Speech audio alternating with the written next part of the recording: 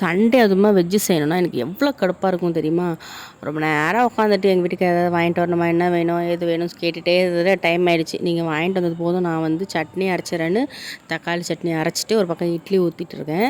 இந்த பக்கம் ஆவி பிடிக்க தண்ணி வச்சிட்ருக்கேன். வெங்காயம், தக்காளி, உளுந்தம்பருப்பு, தனியா, காஞ்ச மிளகா, பூண்டு இதெல்லாமே போட்டு தான் அரைச்சி ஸ்டார்டிங்கில் இது இன்ஸ்டாவில் போட்டப்போ மில்லியன் கணக்கில் வியூஸ் போச்சு. இதுக்கு இந்த சட்னி அவ்வளோ சூப்பராக இருக்கும்.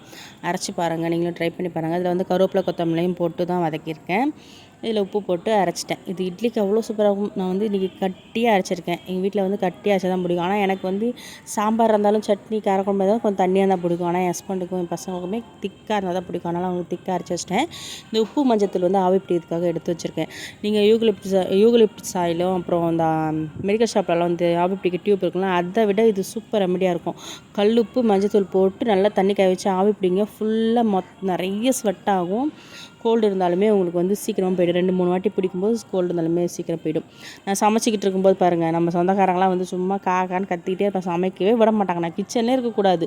சிப்ஸ் வந்து 2 சிப்ஸாக இருந்துச்சு. அதை போட்டு அதுக்கப்புறமா பன்னு இருந்துச்சு, அந்த க்ரீம் பன் இருக்குல்ல, அப்புறம் அதையும் எடுத்து போட்டேன். இல்லை அப்புறம் வந்து இட்லி ரெடி ஆகிடுச்சு, சட்னி ரெடி ஆகிடுச்சு. காலையில் பிரேக்ஃபாஸ்ட் வந்து முடிஞ்சிருச்சு. அப்புறம் இன்னொன்று சொல்ல நினச்சேன், மறக்காமல் என் வீடியோக்கு ஒரு லைக் கொடுத்துருங்க. பை.